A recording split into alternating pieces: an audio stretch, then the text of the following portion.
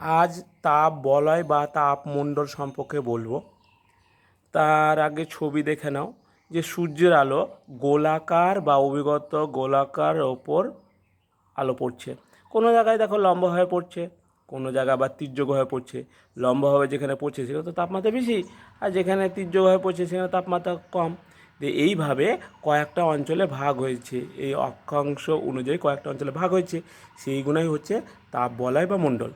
তাহলে দেখো এখানে সূর্য লম্বাভাবে কিরণ দিচ্ছে, উত্তরে 23.5 ডিগ্রি থেকে দক্ষিণে 23.5 ডিগ্রি। এর মধ্যে অক্ষাংশের মধ্যে একটা অঞ্চলে ভাগ হয়েছে 23.5 থেকে 66.5 উত্তর ও দক্ষিণে একটা অঞ্চলে ভাগ হয়েছে 66.5 থেকে 90 ডিগ্রি ও 66.5 থেকে 90 ডিগ্রি দক্ষিণ, উত্তর ও দক্ষিণ। এই অঞ্চলে কয়েকটা অঞ্চলে ভাগ হয়ে গেছে।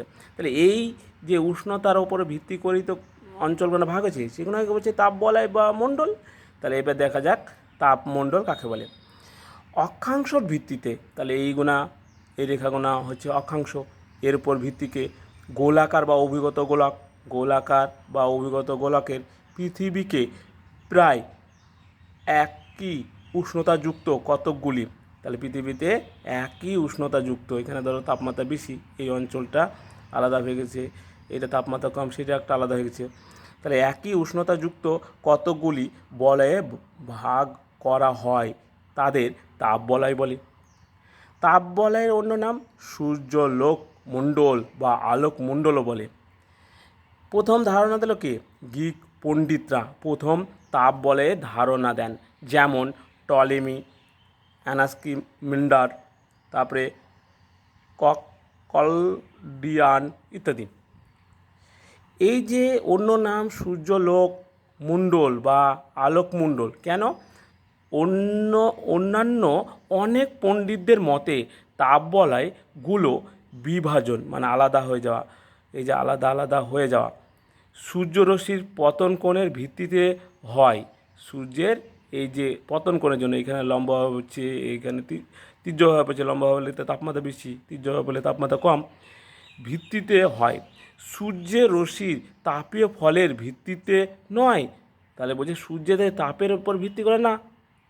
একে অনেকে সূর্যালোক মণ্ডল বা আলোক মণ্ডল বলে।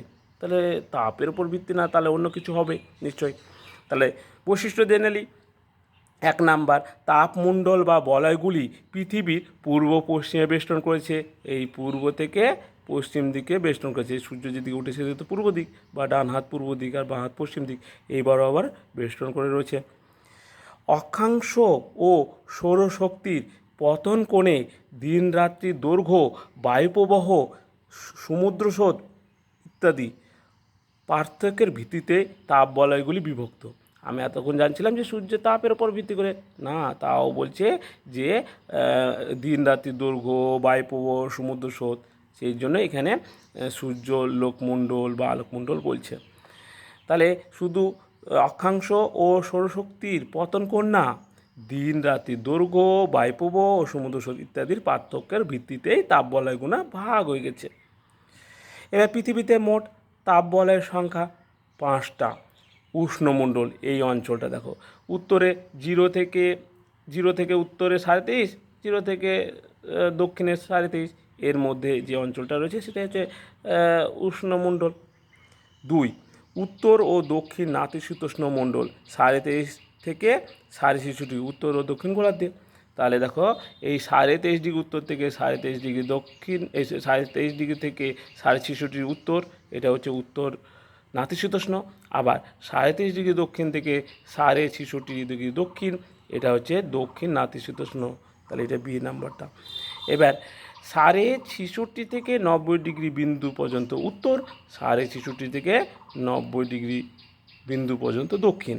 তাহলে এটা উত্তর ও দক্ষিণ হিমমণ্ডল, 66.5 থেকে 90 ডিগ্রি বিন্দু পর্যন্ত উত্তর দক্ষিণ, এই গলাতে ভাগ হয়ে গেছে। এছাড়াও আর একটা প্রশ্ন থাকলো, প্রকৃত তাপ বলয় কি, এটা পরে বলবো। এবার এই যে তাপ বলয়গুলোর যে শ্রেণী বিভাগগুলো রয়েছে, সেগুলো পরে আমি ব্যাখ্যা করব। আজ এটুকু পর্যন্ত।